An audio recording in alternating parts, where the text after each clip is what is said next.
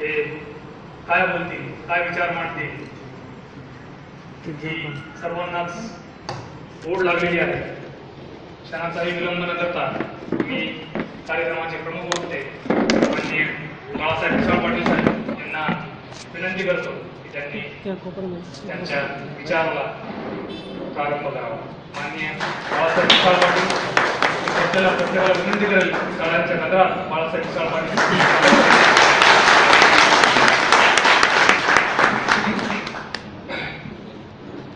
आज जगद्गुरु तुकोबाराय व्याख्यानमाला आणि या व्याख्यानमालेच्या मध्ये चौथा शनिवारी माझ्या व्याख्यान, चौथ्या शनिवारी या ठिकाणी प्रत्येक वेळेस व्याख्यान होतं आणि हा संकल्प गेली 15 वर्ष या ठिकाणी या व्याख्यानमालेला टिकून ठेवलेला आहे. किंबहुना आमचा बहुजन समाज हा आरंभशूर आहे. आरंभशूर शब्दामध्ये भरपूर अर्थ दडलेले माझ्या व्याख्यानामध्ये. आरंभशूर म्हणजे आम्ही कामं सुरुवात मात्र चांगली करतो पण आमचा नियम शेवटपर्यंत जात नाही तो. आणि अशामुळे काय झाले, आमची अनेक चांगली उपक्रम केव्हाच मागे बंद पडले.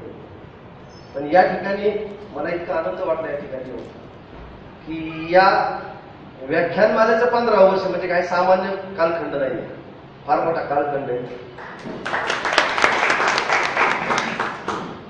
तो ट्रॅडिशनल प्रकारात जर मोजला ना, ट्रॅडिशनल प्रकारात 1.25 तप म्हणतात. 1.25 तप म्हणजे 12 वर्षाचे एक तप मानलं जातं. पुन्हा 3 वर्ष म्हणजे 1.25 तप झाले. हा काही सामान्य नाहीये. आणि आता असं मला वाटतं की कदाचित हा इथून पुढे बंद पडणार नाही, कारण बंद करण्याची ज्या प्रक्रिया असतात, प्रोसेस असतात, त्यातून गेलेला आहे. बंद करण्याची जी प्रोसेस असते, साधारणतः तुम्ही एखाद्या उंच डोंगर चढायला लागलाय तर सुरुवातीच्या काळात तुम्हाला धाप लागते. सुरुवातीला तुम्हाला धाप लागते आणि ती धाप लागल्यानंतर कदाचित तुम्ही जर थांबला तर पुन्हा तुमच्याकडे डोंगर चढणं अवघड आहे. परंतु ती धाप लागल्यानंतरही तुम्ही तुमचं सातत्य ठेवल्यानंतर पुन्हा तुमच्या शरीराला एक प्रकारचं टेम्परेचर निर्माण होतं आणि तुम्ही ज्या जोमाने नंतर डोंगर चढतात. मला वाटतं कमांडर आमचे जाधव साहेब आहेत तिथं, त्यांना माहिती आहे कदाचित क्रीडा क्षेत्रात असतील तर, एकदा ती धाप लागून गेल्याच्या नंतर पुन्हा जो जोम येतो ना, त्या जोमानंतर पुन्हा माणूस थांबत नाहीये. आणि मला वाटतं तो जो पठारावस्था तुमची कदाचित मधल्या काळात येऊन सुद्धा गेली असेल आणि पठारावस्था तर तुमची संपलेली आहे निदा या व्याख्यानमालेची मधून. आणि आता एक गती तुम्हाला निश्चित मिळालेली असेल आणि मला वाटतं ती गती निश्चित यापुढे राहील. म्हणून पहिल्यांदा या व्याख्यानमालेचं मी कौतुक करतो. या व्याख्यानमालेसाठी मला ज्यावेळेस बोलवलं, सरांचं माझं बोलणं झालं, काही भूमिका पूर्ण केली. तत्पूर्वी पत्रिका मी पाहिली, त्या पत्रिकेमध्ये माझं गाडी अभ्यासक वगैरे अशा पद्धतीची मांडणी पाहिली. अर्थात आमचा समाज, आपल्या कार्यकर्त्यांमध्ये उत्साह वाढण्याच्या दृष्टीने गाडी वगैरे अशा पद्धतीने मला त्यांनी उपाधी दिल्यानंतर बरंच ओझं मला वाटलं आता या विषयाचं. फार मोठं ओझं माझ्यावर आल्यासारखं वाटलं. त्यानंतर इथे आल्यानंतरही संयोजकांनी माझ्यावर फार मोठी जबाबदारी टाकली गाडी अभ्यासक वगैरे म्हणून.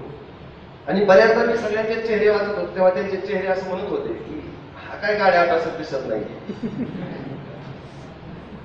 आता मी गाडा अभ्यासक वगैरे असं काही नाहीये. मी एक सामान्य कार्यकर्ता आहे आणि जमिनीवर काम करण्याची सवय आहे. जमिनीवर काही तपशील घेऊन काम करण्याची एक सवय जडलेली आहे. किंवा या सवयीतून मी मागच्या कालखंडामध्ये माझी 3 पुस्तकं बाहेर काढली. ती 3 पुस्तकं, त्याच्यामध्ये माझं पहिलं पुस्तक होतं तुकाराम महाराज वैकुंठ गमन ख्यात्या ते मूलनिवासी नायक, एमपीटीने प्रकाशित केलेलं आहे 2009 ला. आणि या पुस्तकामध्ये जी मांडणी केली त्या मांडणीचं कौतुक मी अर्थात ते कौतुक म्हणत नाहीये की मोनाच्या मांडणीला साळुंके सरांनी एक दिवस असं म्हटलं छान मांडणी आहे. म्हणजे मला वाटतं भरपूर करून उरलं. आता साळुंके सर कदाचित मला यासाठी म्हणू शकतात माझं मोरल वाढण्यासाठी, आपल्या कार्यकर्त्याचं काय वाढवून मोरल वाढवून. परंतु हे पुस्तक मी दुश्मनाकडून सुद्धा क्रॉस चेक करून घेतलं. म्हणजे दुश्मन म्हणत नाही मी, पण निदान या चळवळीला विरोधक असतात त्यांच्याकडून चेक केलं. मग हे पुस्तक मी तुकाराम महाराज वैकुंठ गमन की हत्या हे पुस्तक वारकरी धर्मातल्या अनेक लोकांना वाचायला. वारकरी धर्मातल्या आणि त्यामध्ये वारकऱ्याचे अर्धयू असं म्हणून म्हटलं तरी चालेल, वारकऱ्याचे फार मोठे जबाबदार नेतृत्व पंडित अभ्याकर आडकर यांच्यापर्यंत पुस्तक कसं जाईल याची सुद्धा व्यवस्था केली. त्यांच्याकडेही पुस्तक गेलेलं आहे आणि आजपर्यंत त्यांनी त्या पुस्तकावर सकारात्मक आणि नकारात्मक दोन्ही प्रतिक्रिया दिल्या नाही. त्यांचं मौन आहे आणि मौन ही संमती असते. मौन हे काय असते? संमती असते. म्हणून मी क्रॉस चेक सुद्धा केलेलं आहे. हे पुस्तक मी जमिनीवरून लिहिलेलं आहे. हे मला या ठिकाणी अधोरेखित करायचे की मी जमिनीवरून काही गोष्टी काही विषय तपासलेले आहेत. म्हणून काही गोष्टीचं अंडरस्टँडिंग आलेलं आहे. मी फार मोठा नाही, तुमच्यातलाच आहे, एक सामान्य कार्यकर्ता आहे. सरांनी एक जबाबदारी टाकली म्हणून जबाबदारीने या ठिकाणी बोलावं लागलं आणि म्हणून या ठिकाणी या कार्यक्रमासाठी संयोजकांनी किंबहुना पवार सरांनी मला जबाबदार मानलं. यासाठी एक जबाबदार वक्ता म्हणून मला बोलवलं. त्यातल्या त्यात तो या ठिकाणी डोळस मॅडमचं मी स्वागत करतो. त्यांनी मंचावर यावं. या मॅडम मंचावर. त्यांनी नम्रपणे ही सूचना नाकारलेली आहे. धन्यवाद. Thank you sir.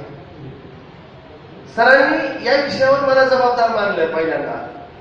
याबद्दल मी पहिल्यांदा त्यांना आभार व्यक्त करतो त्यांचे की या विषयासाठी त्यांनी मला निवडलं.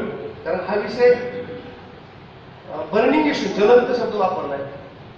ज्वलंत, त्याला इंग्रजीत बर्निंग इश्यू म्हणतात.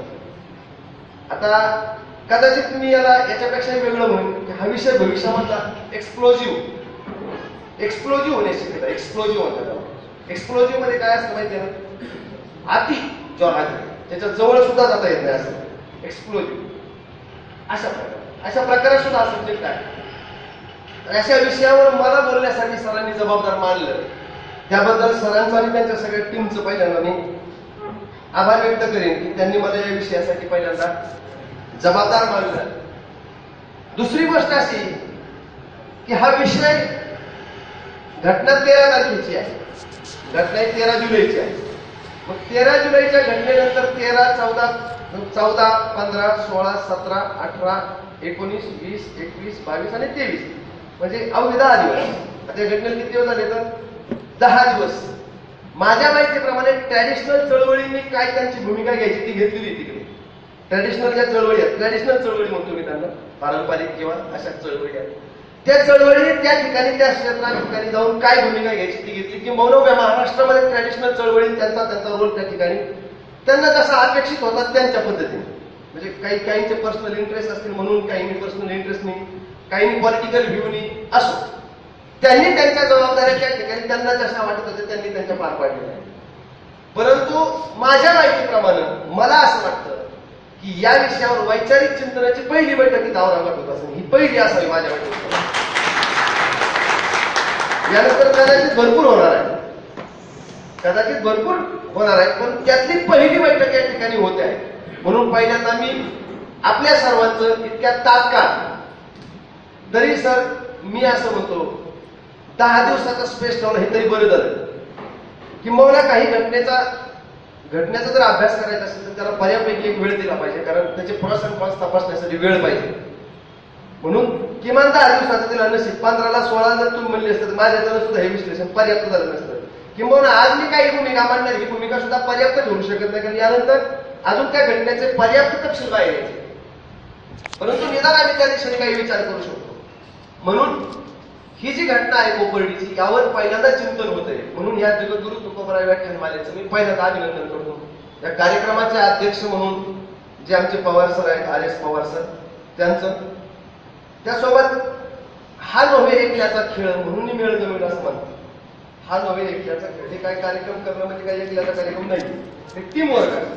म्हणून एक कार्यक्रम यशस्वी करण्यासाठी जे लोक आहेत त्यामध्ये माननीय विंग कमांडर आणि ज्यांना वैचारिक धारणा टिकून ठेवणं अर्थात म्हणजे फार अवघड आहे. आणि ते टिकून ठेवून इथं काम करतायत. म्हणजे मला ते यंग म्हणल्यानंतर मला शेलारमामा आठवलं. 70-80 वर्षाचं म्हातारं पळणाऱ्या तरुणांना माघारी फिरा म्हणलं. म्हणजे अशा जबाबदाऱ्या असे शेलारमामा आमच्या समाजात आहेत, हे बरं आहे, मला आनंद वाटतो आमचा. तर असे ते TR जाधव सर, त्यानंतर डॉक्टर DS काटे सर, पात्रेकर साहेब, आता आपल्या सभागृहामध्ये आलेल्या वैचारिक चळवळीवर चिंतन मांडणाऱ्या ॲडव्होकेट वैशालीताई डोळस मॅडम, जिजाऊ ब्रिगेडच्या विद्याताई, त्यानंतर शेख मुजाहिद सर, त्यानंतर आमचे अनिल कुमार माने सर, बहुजन मुक्ती पार्टीचे उपाध्यक्ष आहेत.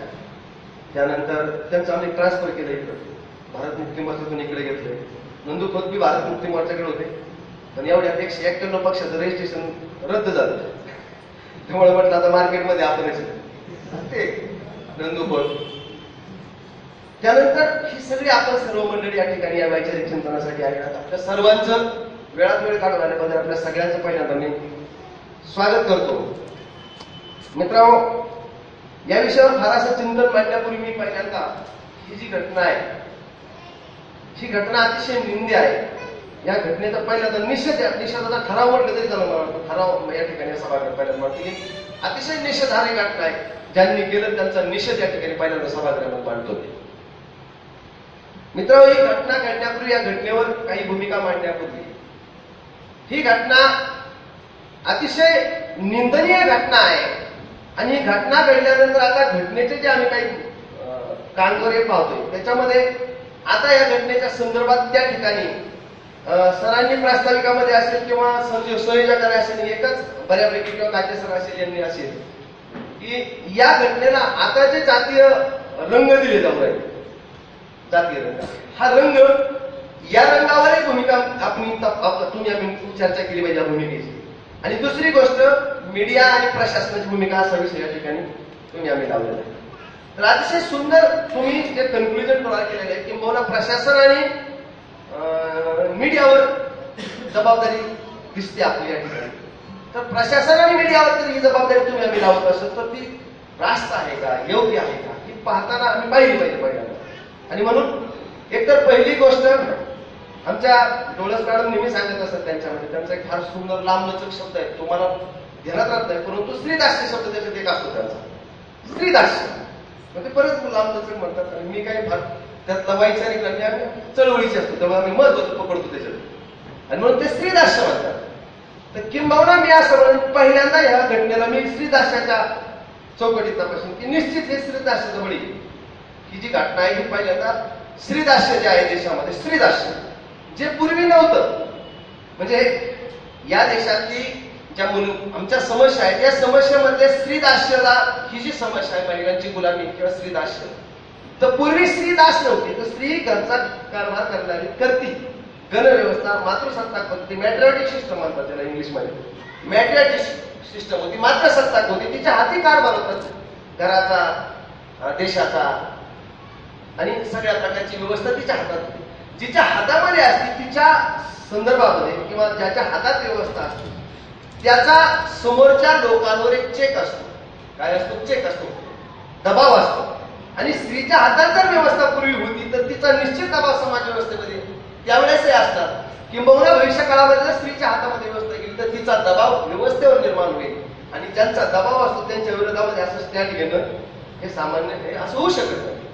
म्हणून पहिल्यांदा या ठिकाणी या घटनेला स्त्रीदास्याचा जो बळी आहे, महिलाच्या गुलामगिरीचा, महिलाची जी गुलामी आहे त्याचा बळी आहे. आणि ही गुलामी आम्हाला याच्या कारणामध्ये जाताना निश्चित कधी आम्ही या गोष्टी तपासताना ह्या गोष्टी पाहिल्या पाहिजे. आम्हाला ह्या मागच्या सगळे संदर्भ सुद्धा या निमित्ताने पाहिले पाहिजे. म्हणजे डॉक्टर काटे साहेब डॉक्टर आहेत का मला माहिती, म्हणजे पीएचडीचे आहेत का, मेडिकल एरियातले आहेत काय माहिती नाही मला, परंतु मेडिकल सायन्स मध्ये जर कोणी लोक असतील तर त्यांना माहिती आहे की एखाद्या समस्येचं मूळ समस्या जर नष्ट करायची असेल तर त्या समस्या नष्ट करताना त्याच्या मुळावर उपाय केला पाहिजे. म्हणजे शरीराला जर आपल्याला ताप आला, आपल्या शरीराला जर ताप आला, टेम्परेचर चढलं, तर त्या तापेवर जे औषध आहे ते औषध आहे पॅरासिटामॉल नावाचं ते औषध आहे. म्हणजे ते टॅबलेट मध्ये मिळतं तुम्हाला, गोळी स्वरूपामध्ये, ते तुम्हाला लिक्विड मध्ये मिळतं पॅरासिटामॉल, ते इंजेक्शन मध्ये सुद्धा घेऊ शकता तुम्ही. मग पॅरासिटामॉल घेतल्यानंतर आपल्या शरीराचा ताप जातो, हे जर खरं असेल तर मग मेडिकलमध्ये जायचं आणि मेडिकलमध्ये जाऊन डायरेक्ट पॅरासिटामॉल मागायचं. मग डायरेक्ट पॅरासिटामॉल मिळतं का? मेडिकलवाला आपल्याला पॅरासिटामॉल प्रोव्हाइड करतो का? नाही करत. तो मेडिकलवाला आपल्याला डायरेक्ट पॅरासिटामॉल देत नाही. मग तो कुणाकडे पाठवतो? तर तो त्या ठिकाणी डॉक्टरांकडे पाठवतो, आणि डॉक्टरांना कडे पाठवल्यानंतर डॉक्टर तुमच्याकडे म्हणजे तुम्ही डॉक्टरकडे गेल्यानंतर डॉक्टर तुमची तपासणी सुरू करतात. पहिल्यांदा एक थर्मामीटर असतो. तो थर्मामीटर तुमच्या तोंडात काय येतोय असा प्रश्न विचारून तुम्हाला ताप येत आहे, तो तुम्ही ताप येतोय असं म्हटल्यानंतर तुमच्यावर विश्वास तरी डॉक्टर ठेवत नाही. डॉक्टर थर्मामीटर तुमच्या तोंडात घालतो किंवा बघलेत घालतो, काही क्षण पाहतो आणि पहिल्यांदा ताप निर्धारित करतो, ताप आहे. मग एकदा ताप आहे असं समजल्यानंतर लगेच हातामध्ये पेन घेऊन लगेच प्रिस्क्रिप्शन लिहित नाही. जे प्रिस्क्रिप्शन असतं ना ते लगेच लिहित नाही तुमच्या गोळ्याचं, म्हणजे अमुक अमुक पॅरासिटामॉल ज्यामध्ये कंटेन अशी हीच गोळी घ्या असं लगेच लिहित नाही. मग तुम्ही निरीक्षण करा किंवा मग डॉक्टर काय करतो, टेथोस्कोप काढतो, तुमच्या छातीला लावतो, पोटाला लावतो, पाठीला लावतो, आ करा, डोळे दाखवा, काल काय खाल्लं होतं, आज काय खाल्लंय, चक्कर येते का, उलटी होते का, मळमळ होते का, म्हणजे 17 प्रश्न कुणाला विचारतो, त्या पेशंटला विचारतो. 17 प्रश्न. आणि 17 प्रश्न विचारून मग डॉक्टरला त्यांना मिळालेलं जे प्रशिक्षण आहे ते प्रशिक्षण, अनुभव, लक्षण, सिम्पटम्स या सगळ्यांचा परिपाक एकत्र करून एक कन्क्लुजन ड्रॉ करतो. आणि आता ताप आहे हे निर्धारित झाले, पण ताप येण्याचं कारण सुद्धा त्यांच्या लक्षात आले काय कारण आहे.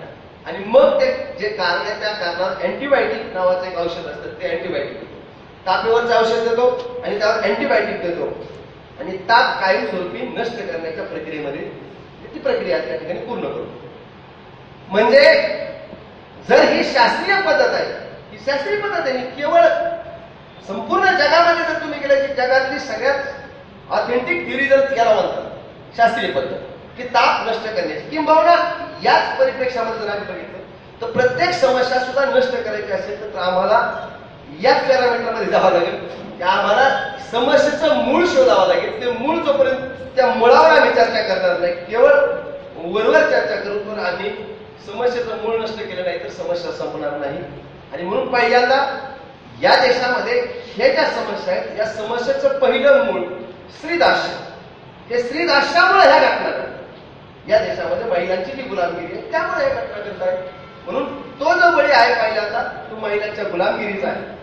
मग या देशामध्ये महिलांची गुलामगिरी जी मात्रसत्ताक पद्धती होती, ती मॅट्रियार्टिक सिस्टम होती, ती मोडून पॅट्रियार्टिक सिस्टम पितृसत्ताक पद्धती कोणी लागू केली, इथं आपण पहिल्यांदा, मी आता पहिल्यांदा थोडं मागे जातो बरं का, तुम्हाला जे मॉडर्न रिलेव्हंट अपेक्षित असते आत्ताचे, त्यापेक्षा मी थोडं मागे जाऊन मग पहिलं आपल्या मॉडर्न रिलेव्हंट होईल. मग ही जी मात्रसत्ताक पद्धती होती ती मोडून पितृसत्ताक पद्धती कोणी लावली, तर जे ब्राह्मण इरेशन बाहेरून आलेले इरेशन ब्राह्मण आहेत, या इरेशन ब्राह्मणांनी भारतात आल्यानंतर पहिल्यांदा हे काम केलं. इथं असलेल्या ज्या स्त्रिया होत्या, महिला होत्या, त्यांना गुलाम केलं आणि त्यांची पितृसत्ताक पद्धती लागू केली आणि ती आज तागायत इथे आहे. आणि म्हणून जबाबदार जर कोणी असेल तर पहिली जबाबदारी मी या देशामध्ये जे स्त्रीदास्य निर्माण केलेलं आहे, महिलांची गुलामी निर्माण केली आणि तो गुलामी निर्माण करणारा ब्राह्मण वर्ग, त्यांच्यावर पहिली या घटनेची जबाबदारी निर्धारित करतो. म्हणजे हे माझं मत आहे. आणि अभिव्यक्ती स्वातंत्र्यामध्ये मत मांडण्याचा अधिकार आहे. दुसरी गोष्ट, अभिव्यक्ती स्वातंत्र्य कशाला म्हणतात, आमचे लोक असं म्हणतात केवळ मत मांडण्याला. मॅडम ऍडव्होकेट होम्स नावाचे वेस्टर्न थिंकर आहे, त्यांनी तर अभिव्यक्ती स्वातंत्र्याची त्याही पलीकडे व्याख्या केली. तुमच्या विरोधातली मतही तुमच्यावर मंचावर मांडू द्या, त्याला म्हणतात अभिव्यक्ती स्वातंत्र्य. तुमच्या विरोधातली मतं तुमच्या मंचावर मांडू द्या, त्याला अभिव्यक्ती स्वातंत्र्य. तुम्हालाही त्यांची मतं खोडण्याचा अधिकार आहे किंबहुना. आणि म्हणून या देशामध्ये ब्राह्मणांना मी पहिली जबाबदारी निर्धारित करतो, कारण त्यांनी या देशामध्ये मात्रसत्ताक पद्धती मोडून पितृसत्ताक पद्धती, मात्रसत्ताक पद्धती म्हणून पितृसत्ताक पद्धती लागू केली. तिचे आज आम्ही हे परिणाम भोगत आहोत. ती पहिली जबाबदारी त्यांच्यावर येते. आता अजून एक संदर्भ येतो, तो असा मोठा संदर्भ आता सध्या. आता त्याला काही लोक जातीय रंग देऊ लागले, काही लोक. मग त्या जातीय चेतनेच्या किंवा जाती व्यवस्थेचा जर तो बळी असेल, तो बळी आता जाती व्यवस्थेचा जर आपण मानू, जर जाती व्यवस्थेचा तो बळी असेल तर जाती व्यवस्था पुन्हा कोणी निर्माण केली?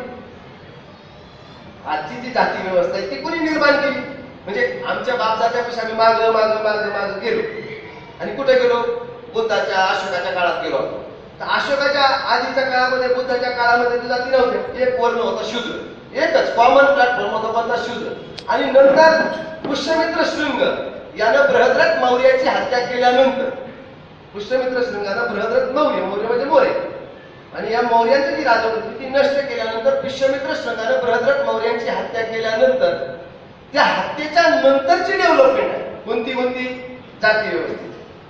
त्याचं कारण शृंग या ब्राह्मणाच्या आणि तत्सम सर्व ब्राह्मणांच्या लक्षात आलं होतं हे लोक शूद्र म्हणून संघटित झालेले आहेत पुन्हा, आणि हे संघटित झालेले शूद्र पुन्हा आपल्या विरोधामध्ये क्रांती करू शकतात म्हणून यांना आणखी यांचा शक्तिपात केला पाहिजे, आणखी विघटित केलं पाहिजे. म्हणून त्यांनी काय केलं, जाती निर्माण केल्या. म्हणजे शूद्र वर्णामध्ये काय निर्माण केल्या, जाती निर्माण केल्या.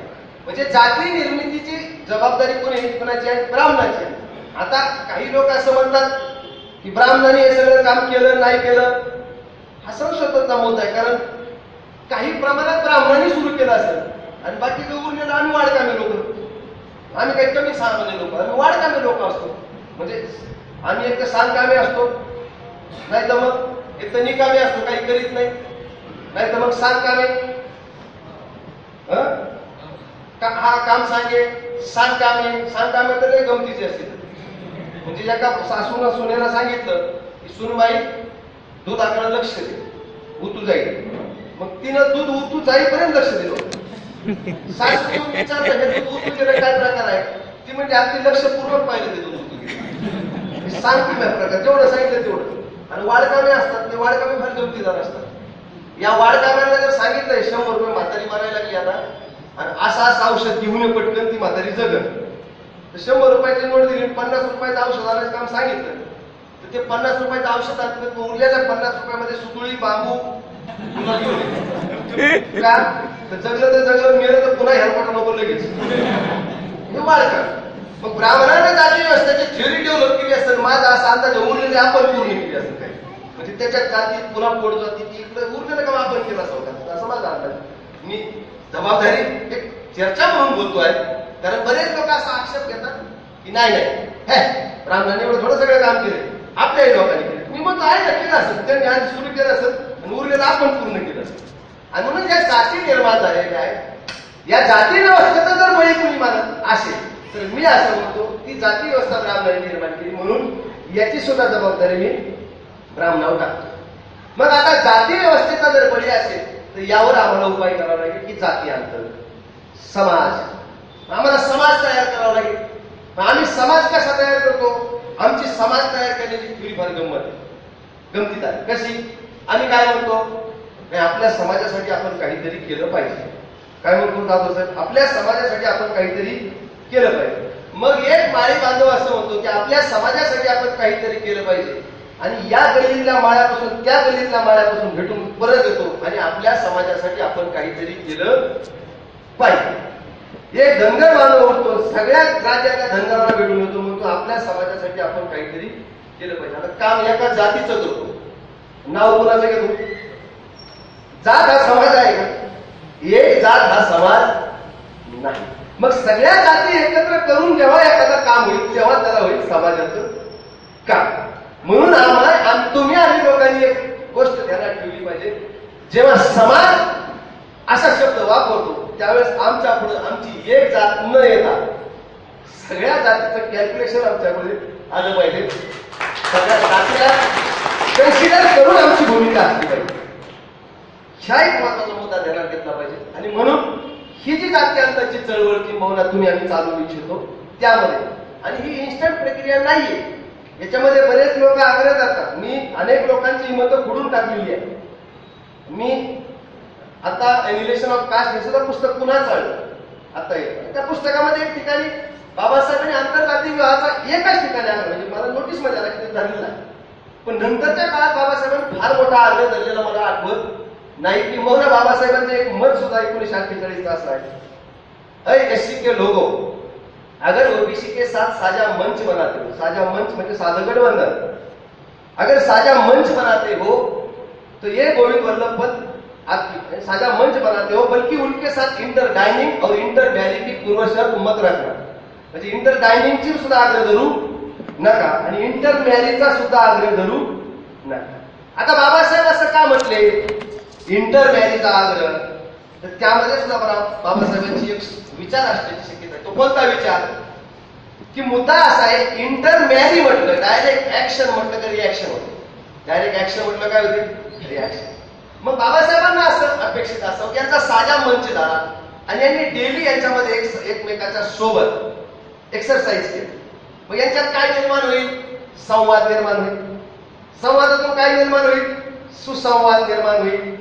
मग या जातींमध्ये जर सुसंवाद निर्माण झाला तर त्यांचा एकमेकांच्या जातीविषयी असणारा पूर्वाग्रह नष्ट होईल आणि जाती व्यवस्था पूर्वाग्रहावर टिकून आहे. व्यवस्था कशावर टिकून आहे, एकमेकाच्या जातीविषयी असणारा पूर्वाग्रहामुळे जाती व्यवस्था टिकून आहे. जर या जातीने एकत्र वर्किंग केलं, एकमेकांसोबत साजा मंच बनवून वारंवार काम केलं तर कदाचित त्यांना जाती व्यवस्था मोडा म्हणायची गरज नाही, त्यांच्या एक्सरसाइज मध्येच मोडली जाते.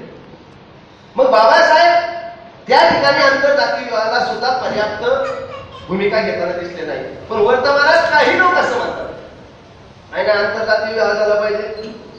काल नाना पाटेकर असं म्हटले, दाखल्यावर जातच लिहू नका असं काहीतरी म्हटलं, बरोबर आहे.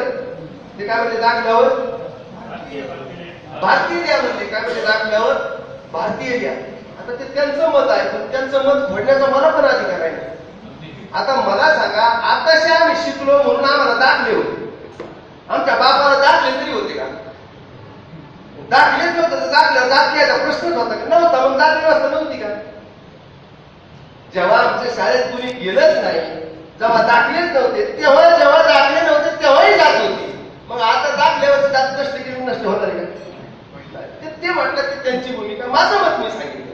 असा कुणी आग्रह धरत असेल की दाखल्यावरची जात संपवा, तर मलाही वाटतं ते काही सुटेबल वाटत नाही. किंवा काही इंटरमॅरीचा आग्रह झाला. आज वर्तमानात काही ट्रॅडिशनल लोक म्हणतात इंटरमॅरी झालं पाहिजे. मग माझं असं मत आहे, ठीक आहे, इंटरमॅरी करू आपण. मग एक चर्मकाराची मुलगी, बरोबर आहे, आणि एक ओबीसीचा एखादा धनगर किंवा लोहाराचा मुलगा देऊ करू आपण, लग्न करू. काही काळात एक काय चर्मकाराची मुलगी आहे, एक लोहाराचा मुलगा आहे, झालं त्यांचं इंटरमॅरेज. मग इंटरमॅरेज झाल्यानंतर काय होईल की त्या लेवलवर आता त्याला मुलगा झाला आणि त्याला शाळेत घेऊन गेले आणि मग तिथे विचारतात, आता जात आता कुणाची लावते तिथं, बापाची जात लावते तुला मॅडम, झालं काय पुन्हा सायकल सुरू, बापाची जात लागतेच ना. त्या लेवलवर मॅडम संपेल, पण पुढच्या जनरेशन मध्ये आलीच पुन्हा जात. आणि अशा इंटरमॅरेज करणाऱ्याची एक वेगळीच जात पुन्हा, ही एक आमच्या पुढे गमत आहे, त्यांची एक वेगळीच जात व्हायला. आणि म्हणून या ठिकाणी इंटरमॅरेज सुद्धा मला पर्याप्त वाटत नाही. आणि म्हणून ही जी जाती व्यवस्था आहे ज्यांनी निर्माण केलेली आहे, त्यांनी जर आमच्यामध्ये परस्परामध्ये पूर्वाग्रह निर्माण केले असतील, पूर्वाग्रह, तर आमची जबाबदारी आहे आमच्यातले आम्ही पूर्वाग्रह नष्ट केले पाहिजे. मी किंबहुना माहितीसाठी सांगतो माझं एक उदाहरण. पूर्वी मी ज्या ट्रॅडिशन मधून आलेलो आहे, ते ट्रॅडिशन माझं वारकरी वगैरे वारकरी होतं, त्याच्या आधी मी हिंदू बिंदू असं गर्वशक होईपर्यंत होतो. आणि अशा मुसलमानासारखे जर दिसले नसते की अफजल खानच वाटत होते मला त्यावेळेस, कारण त्यावेळेस त्या ट्रॅडिशन मध्ये होतो. पण जसं आमच्या गावामध्ये वैशालीताई मॅडम पहिलं व्याख्यान झालं, त्यांना आठवतं नाही आठवतं, पण मला माहिती आहे त्यावेळेस आम्ही नवीन होतो, त्यांना घेतलं बोलून झालं व्याख्यान. आणि मग जरा डोके उघडले आमचे. मग डोके उघडल्यानंतर पाहिलं आणि मग मुसलमानासोबत आमचा एक्सरसाइज झाला. आज मुसलमानांसाठी मरायला काय आहे, म्हणजे त्यावेळेस पूर्वाग्रह होता, आता पूर्वाग्रह नष्ट झाला. आणि आता मात्र आमच्यामध्ये ज्या पर्याप्त आवश्यकता आहे तेवढ्या प्रमाणात तुमच्यामध्ये आमच्यामध्ये सामाजिक अभिसरण होतेच. ज्या लोकांचं प्रबोधन नाही त्या ठिकाणी ही समस्या, ज्यांचं प्रबोधन झालेलं आहे तिथं ही समस्या राहिलेला नाही. आता किंबहुना येते का अजून अडचण आहे, काहींचं प्रबोधन झाल्यानंतर काहींनी असं स्टँड घेतलंय. आता त्याच्यावर काय करावं हा एक मुद्दा आहे. म्हणजे ते आता फार मोठे आमच्यासाठी उपद्रव मूल्य आहे त्यांचं, की त्यांचं प्रबोधन झालं आणि प्रबोधन झाल्यावर पुन्हा ते जाती चेतनेच काम करतात. प्रबोधनही झाले किंवा प्रबोधन झालं असं समाज म्हणतोय त्यांच्याकडे. आता हे लोक कसं काय असं करतात आणि आपल्याला प्रश्न विचारतात, म्हटलं काय करावं, ती त्यांची भूमिका आहे. ज्यांचं प्रबोधन झालं ते अशा प्रकारची भूमिका घेणार नाही. आता त्यांचं त्यावेळेस ज्या पद्धतीनं प्रबोधन व्हायला पाहिजे ते झालं नसावं, ते कच्चं मडकं झालेलं असावं, म्हणजे निम हाकीम चार का खातर असं म्हणतात, तसा काही प्रकार झाला असावं असं मला वाटतं, की माझं मत असो. कोपर्डी या ठिकाणी जी घटना घडलेली आहे, ही घटना घडल्यानंतर साधारणतः आम्ही स्पॉन्टेनियस प्रतिक्रिया देतो. बरेच लोकांना स्पॉन्टेनियस, एकदम स्पॉन्टेनियस, आणि मग स्पॉन्टेनियस प्रतिक्रिया देतो. आणि त्या ठिकाणी प्रतिक्रिया देताना किंवा मी असं होतो की जेव्हा केव्हा आम्हाला प्रतिक्रिया द्यायची, आमच्या लोकांनी कायम प्रतिक्रिया देताना विचारपूर्वक प्रतिक्रिया दिल्या पाहिजे. प्रतिक्रिया देताना पहिल्यांदा काय केलं पाहिजे, विचार केला पाहिजे. तुम्ही एकदम असा विचार न करता ते हृदयाला मनाला भावनेला व मला पटलं नाही लगेच असं सुरू केलं तर मग तुमच्याकडून विचाराचा मार्ग बंद होतो आणि मग योग्य प्रतिक्रिया येऊ शकत नाही. की मन शत्रू हीच अपेक्षा करतो आमच्याकडून, आम्ही काहीतरी बेजबाबदार प्रतिक्रिया द्याव्या. आणि म्हणून भावना प्रधान होऊन कोणतंही आंदोलन किंबहुना व्यक्तिगत जीवनात सुद्धा मी अपेक्षा करेन आपल्या सर्वांना की भावना प्रधान होऊन जगू नये, कठोर खर दृढ राहून जगावं. भावना प्रधान होऊन जर तुम्ही आम्ही जगलात तर काय होतं मी तुम्हाला सांगू, इमोशनल हात फिरवते हात फिरवते. कारण इमोशनल राहिले हात फिरवू शकता, दबाव येऊ शकतो तुमच्यावर. भावनेच्या पलीकडे जाऊन स्टँड घेता आलं पाहिजे थोडस. मी असं म्हणत नाही संवेदना सोडून द्या, पण एका संवेदनाला आणि त्याच्या पलीकडे जाऊन काम करण्याला आम्ही विचार केला पाहिजे. कसं केलं पाहिजे मी उदाहरण देत असतो त्यासाठी. समजा रस्त्यानं जाताना मी चाललोय, माझे सगळं कुटुंब चाललंय, अचानक अपघात झालाय आणि त्यात 2 जण गेले, जबाबदार माणसं गेले. आता मी एक जखमी अवस्थेत तर माझे आणखी काही लोक वाचलेले ते जखमी आहे. अशा परिस्थितीमध्ये आता ती पाहिल्याबरोबर केलेले पाहिल्याबरोबर मी जर असं डोक्याला हात लावून बसलो ते जे गेलेले आहेत त्यांच्याकडे बघून काय आता कसं करू तर काय लक्ष झालं तुमचं, ते उरलेले जातील. आणि तिथं ते माझ्या मनाला डणखर बनवलं आणि काय म्हटलं, चला ठीक आहे ओके यांना काढा बाजूला, हा हे घ्या चला हॉस्पिटलमध्ये. तर मी काही लोकांना वाचू शकतो. आणि जर भावना प्रधान होऊन इमोशनल होऊन काही भूमिका घेतली अचानक तिथं भावना प्रधान करतो असलेली सुद्धा जाती.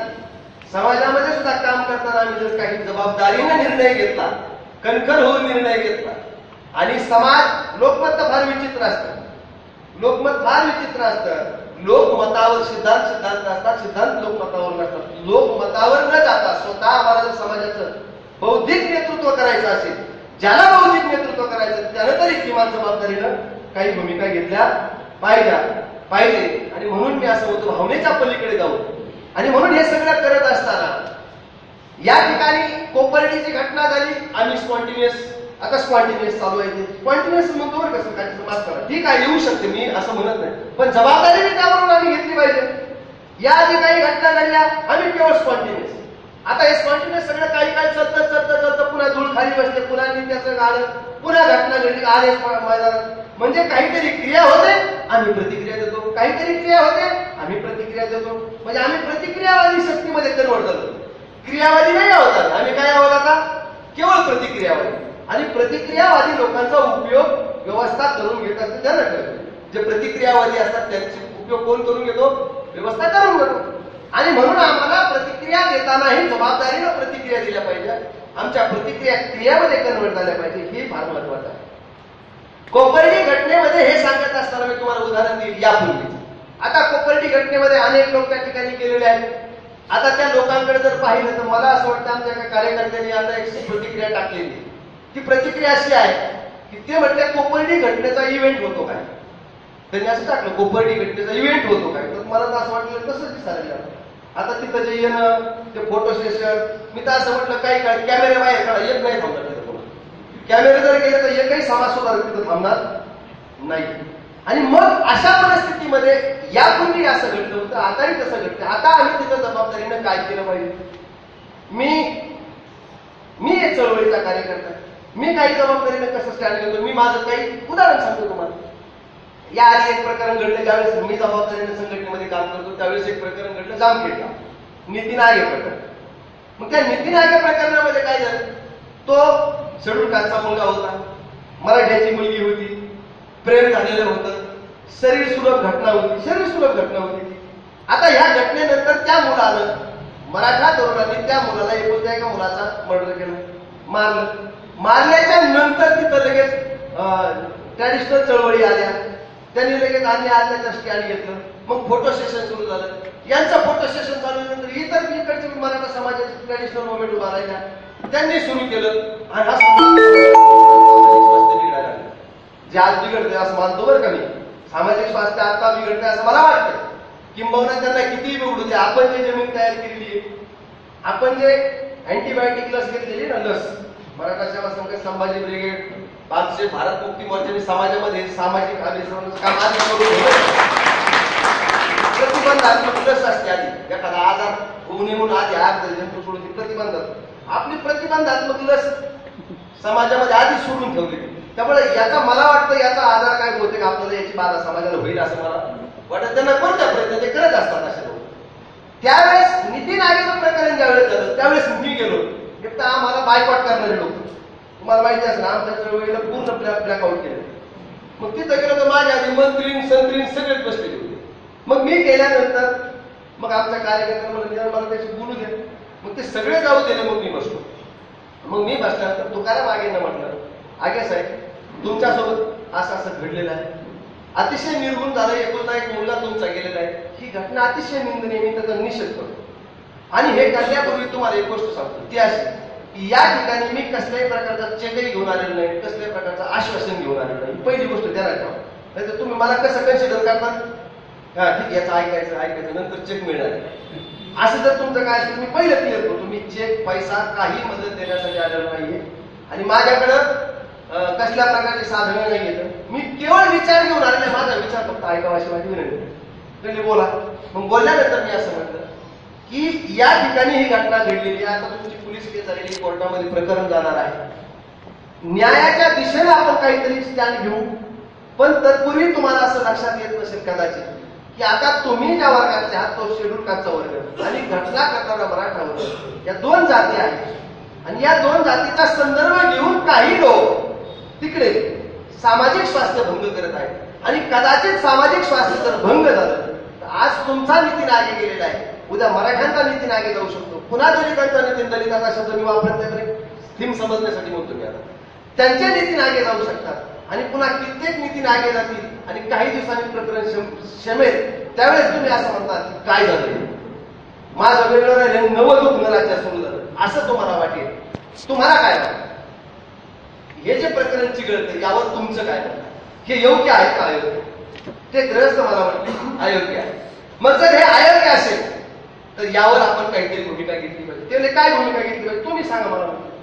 मग मला सांगा म्हटलं तर मी असं म्हटलं की या माणसातून काही स्टेटमेंट लिहून घ्यावं की जे स्टेटमेंट सामाजिक स्वास्थ्य सुधरू शकेल अशा प्रकारे स्टेटमेंट लिहून घ्यावं. माझ्या कोणा लक्षात आलं ते मला जर लिहून घ्यावं तर मी ऑथेंटिक माणूस नाही. ऑथेंटिक माणूस मी कुणाला मानलं त्यावेळेस आमचे कलेक्टर, जो जिल्हाधिकारी होता त्याला म्हणलं एक काम करा, कलेक्टरच्या नावाने निवेदन दिलं. म्हणजे आता मला काय लिहितं तुम्हीच लिहा म्हणजे. मग मी लिहिलं प्रति जिल्हाधिकारी अहमदनगर आहोत आणि मग पहिल्या परिषदामध्ये घटना कशी घडली, काय घडली, या संदर्भात काय काय स्टेटस आहे ते लिहिलं. दुसऱ्या परिषदामध्ये ही गोष्ट मेन्शन केली ती अशी की हा आमच्या कुटुंबाचा वाद आहे, दोन कुटुंबातली घटना आहे. ही काय आहे, दोन कुटुंबातली घटना आहे आणि प्रशासन आणि न्यायपालिका यांनी मला न्याय द्यावा, त्यांच्या न्यायाची मी अपेक्षा करीत आहे. ही आमच्या दोन कुटुंबातली घटना आहे आणि दोन्ही कुटुंब वेगळ्या जातीचे आहेत. हा जातीय संदर्भ घेऊन काही जर लोक जातीय चेतना जागृत करून काही लोक समाजाचं जर स्वास्थ्य बिघडत असतील तर याचा मी निषेध करतो. काय लिहून घेतलं मी त्यांच्याकडून, याचा मी काय करतो, निषेध करतो, याचं मी समर्थन करत नाहीये अशा प्रकारचं. दुसरं आणि शेवटी तिसऱ्या परिषदेमध्ये प्रशासनाने यावर कसं स्टँड घ्यावं, काय घ्यावं, कशा प्रकारे ते मांडलं. 3 परिषदामध्ये ते लिहिलं, त्यावर स्वतः नितीन आगेनं सही करा, तुकाराम आगेनं सही करा वाटते, मला सही येत नाही, त्यांचा अंगठा घेतला. पण खोटा अंगठा व्हायला नको म्हणून त्यांच्या 2 भाऊ जे शिकलेले होते त्यांच्या दोघांच्या सह्या, त्यांच्या पत्नीचे अंगठे, पुन्हा पुरावा म्हणून माझ्यासोबत आलेल्या कार्यकर्त्याचा एक ड्राफ्ट तयार केला आणि तो ड्राफ्ट कलेक्टर आणि तहसीलदारला दिला त्या काळामध्ये आणि तो काही मीडियाला देऊन पाहिला. मला खात्री होती सारीची सारी मीडिया लावण्याच्या मागे लागली होती, मिटवण्याच्या नाही बरं का. कशाच्या मागे लागली सगळी मीडिया, लावण्याच्या. त्यामुळे मला खात्री होती मिटवण्याचा ड्राफ्ट आहे ना. हा काय आता एखादा शेड्यूल काची दलित चळवळ गेली, अन्याय अन्याय ते म्हणते ना बघा, त्यांनी सांगितलं आमचं पर्सनल मॅटर, याच्यात काही संबंध नाही, ते म्हणते आउट, तुमचं काय द्यायचं बाहेर. बरं इकडून मराठा जातीच्या एखादा असं बाहेर, तिकडे इकडे काय लागते, कारण भांडण करण्यासाठी 2 माणसं लागतात. भांडण करण्यासाठी काय लागतात, 2 पक्ष पाहिजे ना. आणि केवळ 2 पक्ष असून नाही चालत, केवळ 2 पक्ष म्हणजे भांडण नाही, त्यातल्या दोघाची इच्छा पाहिजे, त्यातली एकाची इच्छा नसली तरी होत. आलं लक्षात. मग एक पक्ष जर मानला आता मला नाही, आता काय व्हायचं म्हणून त्यावेळेस ते स्टँड घेतलं की मौना हे सामाजिक हे होण्यासाठी घेतलं पाहिजे. आज कोपर्डीच्या ठिकाणी तशा प्रकारचं स्टँड न घेता वर्तमानातली जी मीडिया आहे त्या मीडियाचा जर सगळं तुम्ही हे सगळं पाहिला तर सारीची सारी मीडिया झाडून पाकून या ठिकाणी आता दलित शब्द मी वापरत नाही, मला फार अवघड वाटतं, परंतु मराठा आणि मराठेतर असं जरी म्हणलं तरी चालेल, यांच्यामध्ये एक वाद लावण्याचं जे मीडिया काम करत आहे मोठ्या ताकदीनं डेली. मग मी असं म्हणतो, ही जी घटना घडलेली आहे या घटनेची दुसरी जबाबदारी मी मीडियावर सुद्धा टाकतो. कुणावर टाकतो जबाबदारी? मीडियावर. ही घटना जी घडलेली आहे ही घटनेचं एक कारण मूळ सुद्धा मीडिया आहे. त्याचं कारण ही जी वर्तमानातली प्रिंट मीडिया असू द्या, इलेक्ट्रॉनिक मीडिया असू द्या, ही इलेक्ट्रॉनिक प्रिंट मीडिया पहिल्या पानावर बलात्कार झाला म्हणून गळा काढते. पहिल्या पानावर काय करते? बलात्कार झाला म्हणून गळा काढून रडते. आणि दुसऱ्या पानावर विद्याबालनचा हॉट फोटो छापते का नाही? अलग लक्षात तुमच्या. याला सेन्सर नावाचा प्रकार आहे का? म्हणजे पहिल्या पानावर बलात्कार झाला आणि दुसऱ्या पानावर हॉट फोटो. मग बलात्कारासाठी पोषे वातावरण कोण तयार करते? मीडिया. लक्षात आलं तुमच्या. म्हणून मी जबाबदारी मीडियावर सुद्धा लावतो. तुम्ही जर आज या ठिकाणी अन्यायाच्या दिशेने तुम्ही उभा आहात असं जर मान्य करतो, तुमची जबाबदारी आहे. समाजाचं सामाजिक शिक्षण करण्याची जबाबदारी आहे. सामाजिक शिक्षण करत नाहीये तुम्ही त्या ठिकाणी.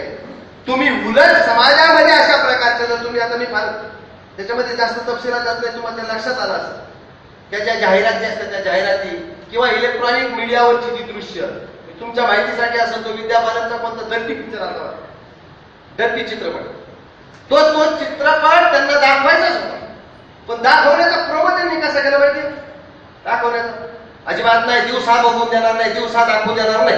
आणि त्याचीच चर्चा, दिवसा दाखवू देणार नाही, दिवसा दाखवू देणार नाही. क्युरियोसिटी निर्माण. आणि मग काय दिवसा काय रात्री काय बघणार, बघितलं माहिती काय करणार होतं लोकांना. म्हणजे हे लोक, ही जी मीडिया आहे ही मीडिया समाजामध्ये, कारण आता मीडिया नाहीये, मीडिया केवळ माहितीचा स्रोत नाहीये, मीडिया जनमत बनवते. आमचं ओपिनियन मेकिंग आहे. मीडिया नाहीये, समाजामध्ये मत बनवलं जातंय. आणि जे मत बनवतात त्यांची फार मोठी जबाबदारी आहे. आणि म्हणून मीडिया ही नैतिक जबाबदारी घेत नाहीये किंवा ही नैतिक जबाबदारी ते पार पाडत नाही. म्हणून याला जबाबदार ही जी, आता हिला मी धंदेवाईक मीडिया म्हणलं तरी मला काय अडचण वाटत नाही, कारण धंदेवाईक मीडिया आहे. आणि म्हणून या मीडियाने या पद्धतीने त्यांच्यावर सेन्सर वगैरे नाहीये. आणि म्हणून ही जबाबदारी मीडियावर लावतो. मग मीडियावर लावताना मीडिया केवळ मीडिया नावाचं कोण आहे, मीडिया नावाचं इन्स्ट्रुमेंट काय ते समजून घेतलं पाहिजे. मग भारतातली जी सारी मीडिया आहे, या मीडियावर कंट्रोल कोणाचा आहे? मीडियावरचा कंट्रोल म्हणजे सगळ्या चॅनलचे मालक, इलेक्ट्रॉनिक चॅनलचे मालक बनिये. आणि त्याच्यावरचे एडिटोरियल कोण आहेत? ब्राह्मण. मग ते ठरवतात काय चर्चा करायची, काय दाखवायचं, काय दाखवायचं कोणाच्या हातात आहे? त्यांच्या हातात आहे. मग ते ठरवतात कशाला प्राईम टाइम मध्ये घ्यायचं आणि कशाला नाही घ्यायचं. म्हणजे मी तुमच्या माहितीसाठी सांगतो, महाराष्ट्राच्या निवडणुका झाल्यानंतर महाराष्ट्रामध्ये एक चर्चा होती, किंवा ती अजूनही आहे, की मशीनमध्ये गडबड करून सत्ता झाली असं बऱ्याच लोकांचं म्हणणं होतं. तशी चर्चा चालू होती. मग प्राईम टाइम मध्ये निदान माझं काय म्हणणं होतं, एक चर्चा घेतली असती, काय इलेक्ट्रॉनिक वोटिंग मशीन मध्ये गडबड होते आणि इलेक्शन कमिशनला चर्चेला घेतलं असतं, काँग्रेसच्या लोकांना चर्चेला घेतलं असतं, बीजेपीच्या लोकांना चर्चेला घेतलं असतं, थर्ड ऑपोजिशनला चर्चेला घेतलं असतं, इलेक्ट्रॉनिक एक्सपर्टला चर्चेला घेतलं असतं आणि कमिशनला अलग लक्षात होतं. आणि मग चर्चा चालू झाली. मग पहिल्यांदा मशीनमध्ये गडबड होती, इलेक्शन कमिशन ते म्हटलं असतं नाही होत, बरोबर आहे, कारण त्यांच्या ज्युडिक्शन मध्ये असल्यामुळे नाही म्हटले असते. मग दुसरे कोणाला घेतलं असतं? भाजपला. मग भाजप सत्तेवर आलेलं असलं ते म्हणलं अजिबात होत नाही. पण काँग्रेसला यांना माहिती की नाही माहिती, पण पडल्यामुळे हे म्हणले असते, हा हे पडलेले म्हणून म्हणले असते. हे पडल्यामुळे यांनी काय ओपिनियन दिलं, आहे का नाही जाऊ दे, आपण पडलोय ना मग होते. अलग लक्षात. मग ते म्हणले असते हा होते. मग नंतर कोणाकडे गेले असते? इलेक्ट्रॉनिक एक्सपर्टकडे. मग इलेक्ट्रॉनिक एक्सपर्टला विचारलं असतं, तो म्हटला असता ते प्रोग्राम सेट, जसा प्रोग्राम सेट करत तसं काम करतं. It's electronic equipment which can hack. ते इलेक्ट्रॉनिक इक्विपमेंट आहे, तसा प्रोग्राम देईल तसं काम करते. आणि मग ओपिनियन मागितलं असतं. हे अँड्रॉइड वगैरे वापरणारे जेवढे इलेक्ट्रॉनिक एक्सपर्ट वगैरे लोक म्हणजे बरोबर आहे, मशीनला जसं प्रोग्राम देईल तसं होते म्हणजे होते.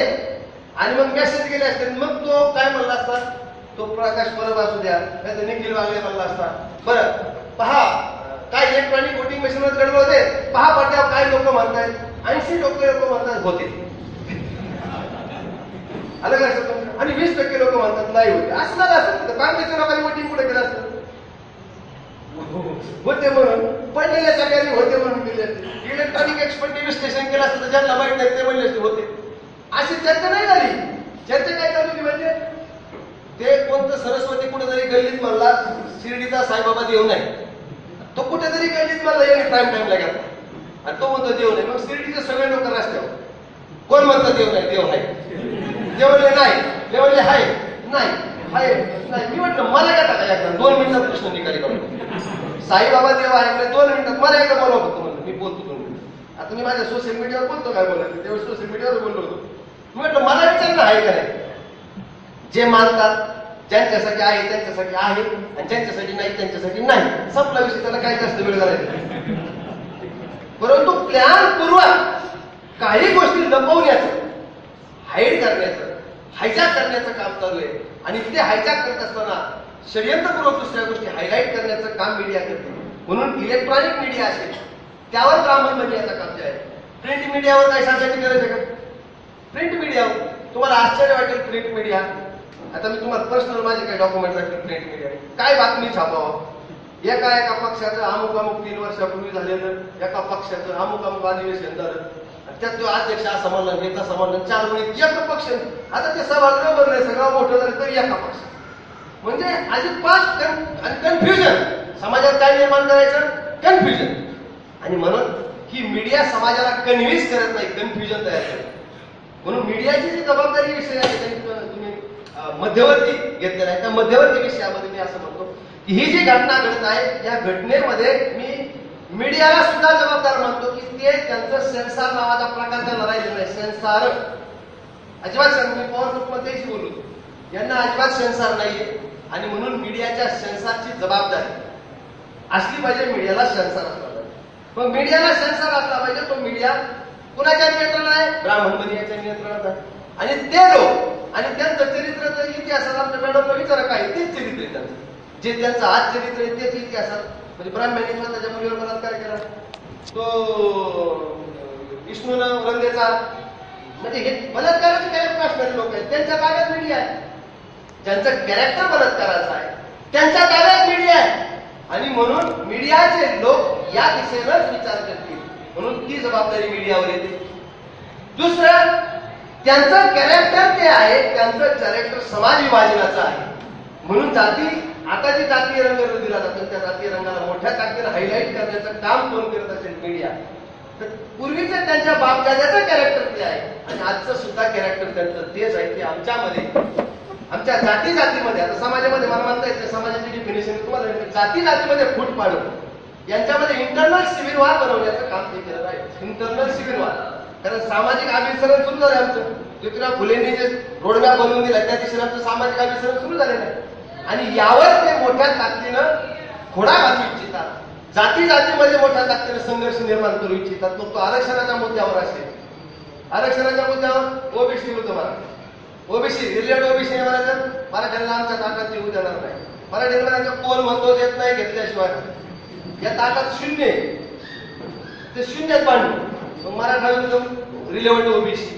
त्याच्यानंतर धनगर विरुद्ध आदिवासी, धनगरांना आम्ही आदिवासी मध्ये जाणार, आदिवासी येऊन देणार नाही, मध्ये नाही येणार आम्हाला ट्राईब मध्ये का प्रचंड. मग हे आरक्षणाचे लाभधारक अंतर्गत बांधते. म्हणजे देशाचा संघर्ष कसा पाहिजे, आरक्षण समर्थक विरुद्ध आरक्षण विरोधक. संघर्ष कसा पाहिजे, आरक्षण समर्थक विरुद्ध आरक्षण विरोधक. हा संघर्ष नाही बरं का, आरक्षणाचे समर्थक इंटरनल मानतात, आपल्या मानतात बरं का. म्हणजे मग आरक्षणाच्या मुद्द्यावर तुमच्या आमच्यामध्ये दरी निर्माण करण्याचा. त्यानंतर आताच्या प्रकरणातून जे कोपर्डीची घटना घडली त्या घटनेतून समाजामध्ये किंवा जातीमध्ये फूट पाडण्याचं काम मीडिया करत आहे, हे प्रचार प्रसार माध्यम करत आहे, हे ब्राह्मण मीडियाचं प्रचार माध्यम करत आहे. म्हणून या घटनेची जबाबदारी सुद्धा मी कुणावर लावतो, मीडियावर लावतो. आणि यासोबतच आणखी एक जबाबदारी लावतो की प्रशासन तुम्ही म्हणतात, ज्या प्रशासनाला ज्या कलेक्टरला मी निवेदन दिलं की मला तुमच्या माहितीसाठी सांगतो कोपर्डीच्या प्रकरणात मी गेलो त्या ठिकाणी, परंतु एवढी गर्दी त्याकरता आम्ही आमचे कार्यकर्ते विचाराच्या करते गेले होते. पण मी गेलो पोलीस स्टेशनला, पण आता हे जाऊ दे, आता हे चमकोगिरी तर आपल्याला काही जमत नाही, फोटो सेशन तर आपल्याला जमत. मग गेलो कुठं? Police station. मग पोलीस स्टेशनने ठरलेलं आहे त्यांचं. पोलीस स्टेशनला माहिती आहे नेहमी असं घडलं का तेवढं रिलीज कसं करायचं. हा okay sir, yes sir, no sir, okay sir, हा सर. पण मी सुद्धा काल सर ड्राफ्ट म्हणून माझ्या माहितीप्रमाणे माझा ड्राफ्ट अशा प्रकारचा ड्राफ्ट बहुतेक माझा पहिलाच असा. कारण मी जे मुद्दे उचलले, आता कॉमन मुद्दे माझे 2 आहेत, पण तिसरा मुद्दा मी फार गंभीर उचललेला. पहिला मुद्दा तर नेहमीच होता, कठोरात कठोर शिक्षा झाली पाहिजे, ओके, की तू कोणी म्हणतोय कठोरात. दुसरं फास्ट ट्रॅक कोर्टात गेली पाहिजे, उज्ज्वल निकम आले पाहिजे, ठीक आहे, ओके, हे तर सगळं कॉमन झालं. त्याच्या पलीकडे मी अशी मागणी केली, माझे कार्यकर्ते होते माझ्यासोबत, मी अशी मागणी केली की या घटनेमध्ये मला सरकारी पंच पाहिजे.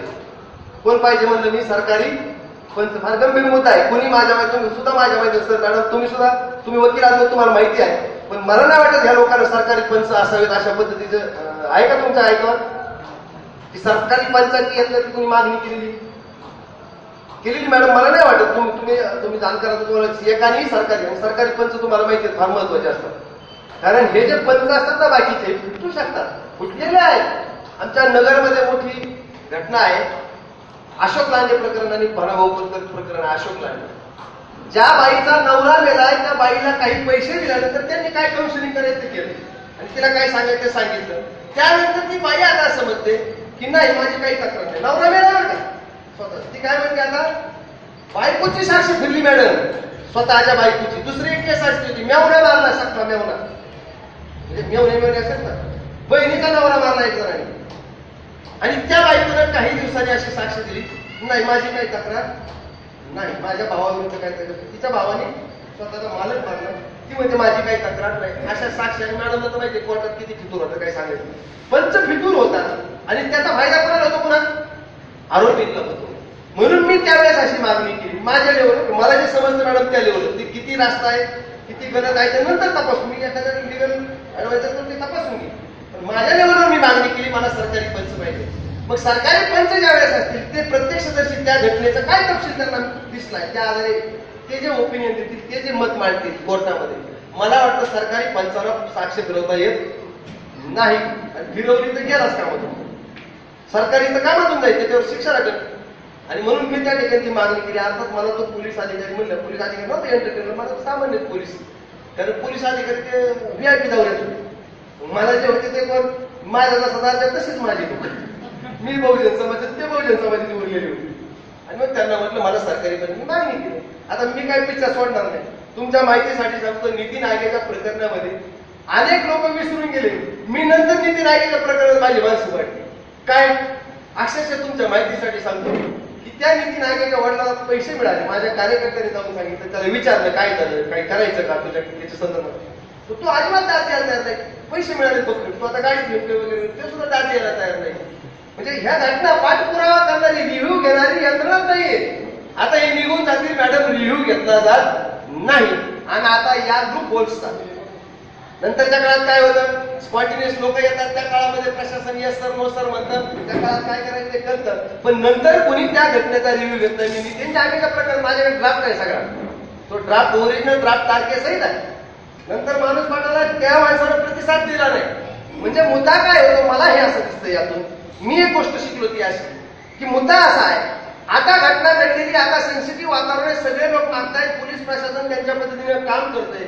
आता अजून 10 दिवसांनी हे सगळे घरी जाणार आपापल्या. आता राहणार कोण मागं? पीडित आणि आरोपी, बरोबर. नंतर पीडिताचं काय होतं, हा पीडित नंतर वर्ष 2 वर्षांना तो असा विचार करतो मनामध्ये, आता आपले माणूसच गेलेला आहे, आपली व्यक्तीच गेलेली आहे, आता काय आलं लक्षात. आणि तो सोडून देतो. मग राहतो कोण आता? फक्त आरोपी. आता आरोपी तर पोलीस प्रशासनाचं डेली एक्सरसाइज असतात, एकमेकांसोबत तांबू खात असते. त्यांनी आणून दिलेला डबा, त्या आरोपीला त्यांच्या घरचे डबा आणून देतात. मग साहेब कसे, दादा कसे, मामा कसे म्हणतात. मग दादा मामाला मॅनेज सुरू होतं, कोर्ट मॅनेज सुरू होतं. मग लूप होल सोडले जातात. लूप होल्स कळाले तुम्हाला? पळवाटा काय होतात नंतर, पळवाटा. आणि या पळवाटाचा आधार घेऊन तो आरोपी सुटतो. समाजात उदरमाथ्याने हे जे आरोपी सुटत आहेत ना सध्या, आणि याच्याकडे पाहून समाजामध्ये क्राईम करण्याची मानसिकता निर्माण होते. त्याचं काय नाही, आपलं काय मुद्दा मी मेन्शन केला तर बरोबर आहे ना. म्हणून जोपर्यंत रिव्ह्यू घेणारी यंत्रणा निर्माण होणार नाही तोपर्यंत अशा घटनेला क्राईम बसणार नाही. आणि हा जो क्राईम रेट वाढतोय याची आणखी एक जबाबदारी येते ती सरकारवर. आता ही सरकारच्या भागात प्रकारात येते.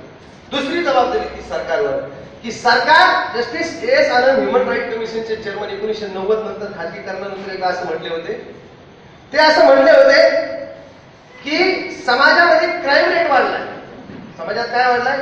क्राईम रेट वाढलाय. मग समाजात क्राईम रेट केव्हा वाढतो? तर समाजशास्त्री असं सांगतो लोकांच्या मूलभूत गरजांचा प्रायमरी जे मूलभूत गरजा आहेत प्रायमरी गरजा त्या पूर्ण झाल्या नाही तर क्राईम रेट वाढतो. मग आज समाजात जर हा क्राईम मध्ये जर याला आम्ही विचार केला तर क्राईम जो होतोय त्या क्राईमचं मुख्य कारण आहे की लोकांच्या मूलभूत गरजा पूर्ण होत नाही. म्हणजे वर्तमानातली जी शासन व्यवस्था आहे ती आमच्या लोकांच्या मूलभूत गरजा पूर्ण करत नाही. त्याचा परिणाम क्राईम वाढतो. मी ह्या संदर्भाने म्हणतो. मग क्राईम जर वाढत असेल तर वर्तमानातली जी व्यवस्था आहे सरकार बनणार शासन नावाची जी व्यवस्था आहे ती व्यवस्था या ठिकाणी आमच्या लोकांच्या हिताची नाही. मग ती व्यवस्था कुणाची असो. आज आम्ही बीजेपीच्या विरोधात बोलतो, बीजेपी गठबंधनच्या विरोधात बोलतो. मग बीजेपी गठबंधन केल्यानंतर आता काँग्रेस गठबंधन येईल. मग काँग्रेस गठबंधनमध्ये ही समस्या संपेल असं वाटतं का तुम्हाला? नाही. करा बरं विचार तुम्हाला. अजून मला नाही वाटत काँग्रेसचा पुढका आता आलेला आहे. कारण मागचा जो राग आला जो काही कमबॅक काँग्रेसचं झालेलं नाही. मग काँग्रेस बीजेपी आता छोटे छोटे जे काँग्रेस आणि बीजेपी प्रमुख पक्ष आहेत आणि त्यांच्याकडे पाणी भरणारे छोटे छोटे पक्ष आहेत. आता पाणी भरणाऱ्या पक्षांच्या बद्दल मी काही बोलत नाही. मग प्रमुख पक्ष आपण मग काँग्रेस हे जो पक्ष आहे याचा जर तुम्ही अंतरंग आणि बहिरंग पाहिजे. काँग्रेसचा बहिरंग सेक्युलर आहे पण अंतरंग सेक्युलर आहे का? काँग्रेसचं चटर्जी मुखर्जी बॅनर्जी बंगाली ब्राह्मणांनी स्थापना केली. गोखले रानडे आगरकर टिळक कोकणस्थ ब्राह्मणांनी चालवली आणि देशाचे पहिले प्रधानमंत्री पंडित जवाहरलाल नेहरू झाले. त्याच्यानंतर त्याची मुलगी इंदिरा गांधी झाली. त्याच्यानंतर इंदिरा गांधीचा मुलगा राजीव गांधी झाला आणि त्याचा राहुल गांधी आता वेटिंग लिस्टमध्ये. तर वेटिंग लिस्ट जी आहे ना त्या वेटिंग लिस्टमध्ये कोण येतात? राहुल गांधी. म्हणजे काँग्रेस बहिरंग सेक्युलर आहे अंतरंग सेक्युलर नाहीये. तुम्ही आम्ही सेक्युलर बेसवर काही आमचे लोक विचार करत होते. मुस्लिम लोक वोट टाकत होते सेक्युलर आहे किंवा किंबहुना संपूर्वगामी चळवळी सेक्युलर बेसवर. पण काँग्रेसचं चरित्र बहिरंग सेक्युलर असेल अंतरंग सेक्युलर नाही. अंतरंग काय आहे? कम्युनल आहे सांप्रदायिक आहे. जॉन मथाई नावाचा नेहरूचा पीएनए पुस्तकामध्ये असं लिहून ठेवलं की नेहरूने सत्ता मिळताच आदेश काढले होते मुख्यमंत्र्यांना की एक्झिक्युटिव्ह ऑर्डर प्रशासन भरताना ब्राह्मणों का ख्याल रखो. प्रशासनात जागा भरताना कुणाचा हे ठेवा ब्राह्मणांचा विचार करा. आणि म्हणून आज जेवढी एक्झिक्युटिव्ह ऑर्डर आहे ना एक्झिक्युटिव्ह ऑर्डर फार महत्वाची एक्झिक्युटिव्ह ऑर्डर प्रशासनिक सत्ता या एक्झिक्युटिव्ह ऑर्डर कोणाचं नियंत्रण आहे? ब्राह्मणाचं. आणि ते नियंत्रण निर्माण करण्याचं काम काँग्रेसने केलंय. कुणी केलेलं आहे? काँग्रेस. म्हणून काँग्रेस ब्राह्मणाची आहे एक्झिक्युटिव्ह ऑर्डर ब्राह्मणाची आहे. आणि एक्झिक्युटिव्ह ऑर्डरची एक किंमत आम्ही याच्या आधी मोजली होती. कोणती? छत्रपती शिवाजी महाराजांची एक्झिक्युटिव्ह ऑर्डर कोणाची ताब्यात होती मॅडम? अष्टप्रधान मंडळामध्ये 5 ब्राह्मण 2 काय असते मराठा आंबेराव मोहिते. शिवाजी महाराज जोपर्यंत जिवंत होते तोपर्यंत शिवशाही होती. आणि शिवाजी महाराजांच्या नंतर एक्झिक्युटिव्ह ऑर्डरने काय केली? पुण्यात इकडची रायगडावरची शिवशाही कुठे आली? पुण्यात पेशवाईमध्ये. कुणी कन्वर्ट केली? Executive order. म्हणजे एक्झिक्युटिव्ह ऑर्डर फार महत्वाची असते देशामध्ये. त्या एक्झिक्युटिव्ह ऑर्डरवर कब्जा ब्राह्मणाचा मिळवून देण्याचं काम काँग्रेसच्या लोकांनी केलं. म्हणून काँग्रेसही ओरिजिनल ब्राह्मणाची पार्टी. सगळ्यात जास्त कम्युनल काँग्रेस ब्राह्मणाची पार्टी, बीजेपी ब्राह्मणाची पार्टी.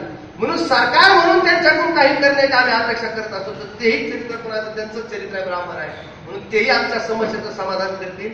यावर किंबहुना असे काही कायदे करतील किंबहुना अशा पद्धतीचा रिव्ह्यू घेणारी यंत्रणा निर्माण करतील यावर आमचा विश्वास नाही आहे. हे मान्य करावं लागेल आम्हाला. आणि म्हणून या सगळ्या गोष्टी तुम्ही आम्ही जर पाहिल्या तर शासन म्हणून किंवा प्रशासन म्हणून ज्यांची जखमा आणि जबाबदारीची अपेक्षा करतो ते लोक आमचे नाही येतात. त्यांच्याकडून ही अपेक्षा करणं योग्य नाही. आणि म्हणून या सगळ्या बाबी जर तुम्ही आम्ही पाहिल्या हे सगळं जर घडत असेल आज अशी परिस्थिती आहे. शासनाकडून अपेक्षा राहिलेली नाही, प्रशासनाकडून अपेक्षा राहिलेली नाही. एक अपेक्षा उरते कधी कधी न्यायपालिकेची काय अवस्था आहे काही सांगायची गरज नाही. न्यायपालिका ही सुद्धा संपूर्ण ब्राह्मणाच्या नियंत्रणात. आणि किंबहुना आज अशी परिस्थिती न्यायपालिकेची. मी सुरेश भटवरा लोकमत समूहाचे हे लिहितात बऱ्याच गोष्टी लिहितात थिंक टँक म्हणून लिहितात. सुरेश भटवरांनी सुप्रीम कोर्टासंदर्भात लिहिलंय त्यांचीच आकडेवारी मी सांगतो. केंद्रीय आणि विधी न्याय मंत्रालयाने 2015च्या शेवटी एक अहवाल सादर केला. त्या अहवालात त्यांनी असं सांगितलेलं आहे की भारतामध्ये 3.5 कोटी खटले सर्वोच्च न्यायालयाच्या पेंडिंग मध्ये, 3.5 कोटी. सर्वोच्च न्यायालयाचे त्या ठिकाणी विधी आणि उच्च न्यायालयाचे 49,57,833 आणि जिल्हा न्यायालयाचे 2,75,84,617 एवढे खटले काय येतं प्रलंबित आहेत आणि यांना न्याय मिळत नाही. काय मिळत नाही? आणि ज्यावेळेस न्याय विलंबाने मिळतो म्हणजे delay the justice is injustice असं काहीतरी म्हणतात, त्यांचं एक स्लोगन आहे. Delay justice is injustice. एखादा जस्टिस जर डिले झाला तर इनजस्टिस आहे. म्हणजे ज्या न्यायपालिकेला आता फास्टॅग वगैरे म्हणतात, हे फास्टॅगची मागणी करतात, परंतु यांनी जे फास्टॅग मध्ये यापूर्वी केसेस चालवलेले आहेत त्याचाही पर्याप्त निकाल आतापर्यंत लावलेला नाही आहे. म्हणून ज्या न्यायपालिकेतून आम्ही अपेक्षा करतो त्या न्यायपालिकेचं चरित्र जर पाहिजे तर तेही ब्राह्मणांचं आहे आणि त्यांच्याकडून आम्ही अपेक्षा करतो ते सुद्धा आमच्या समस्येचं समाधान करणार नाही, किंबहुना उद्याचा निकाल कंपनीचा ते तात्काळ लावू शकतात. म्हणून त्यावर लगेच संपूर्ण स्थाप बसेल असं नाही. त्याचं कारण आहे की या देशामध्ये जी भ्रष्ट व्यवस्था, करप्ट व्यवस्था आहे, ही जे लोक आहेत त्यांची मानसिकता आहे ती यांच्यामध्ये शिविरवार राहायला पाहिजे. त्यांच्यात इंटरनल संघर्ष राहिला, त्या मानसिकतेतून हे काम करत आहे. म्हणजे मीडिया या ठिकाणी आमच्या समर्थनात नाही, किंवा ते नाही राहणार, कारण ते आमचे प्रतिनिधी नाही, ते आमचे लोक नाही आहेत. आणि म्हणून या लोकांनी ही जबाबदारी घेतली पाहिजे. या सगळ्या संदर्भामध्ये आम्ही हे सगळे विचार करत असताना न्यायपालिका आमच्या संदर्भात नाहीये, मीडिया संदर्भात नाहीये, हे सगळे लोक संदर्भात नसेल तर या संदर्भात भविष्यामध्ये तुम्ही आणि आम्ही आता एक बहुजन समाजाने एक विचार केला पाहिजे. कारण प्रेशर व्यवस्था कोण चालवतं? व्यवस्था शासनही करते. शासनामध्ये जे निवडून जातात ते लोक सत्तेला नियंत्रित करतात.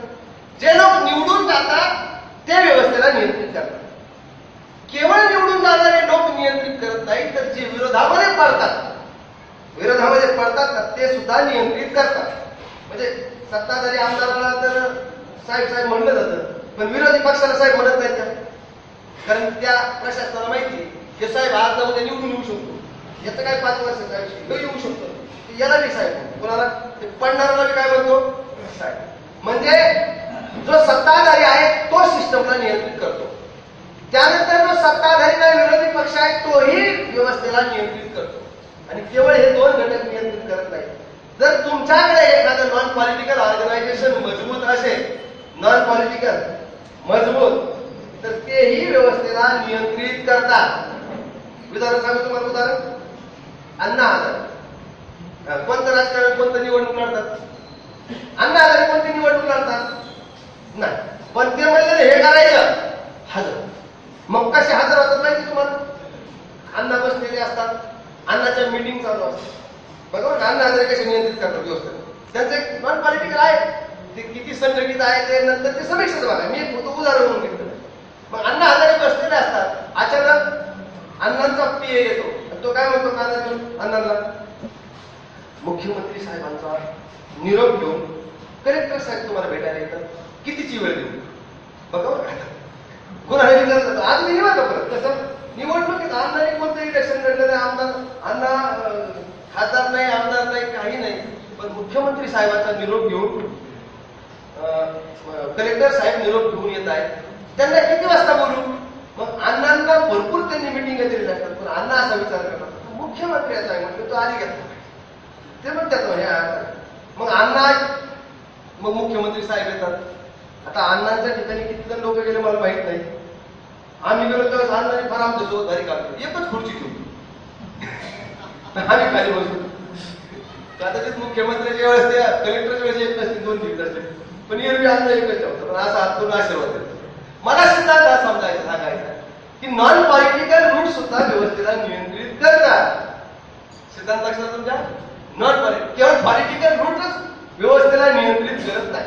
मग पॉलिटिकल रूट जर त्यांच्या नियंत्रणात आहे तर नॉन पॉलिटिकल रूट तुम्ही आम्ही निर्माण करू शकतो, याच्यावर तर त्याचं नियंत्रण येऊ शकत नाही ना.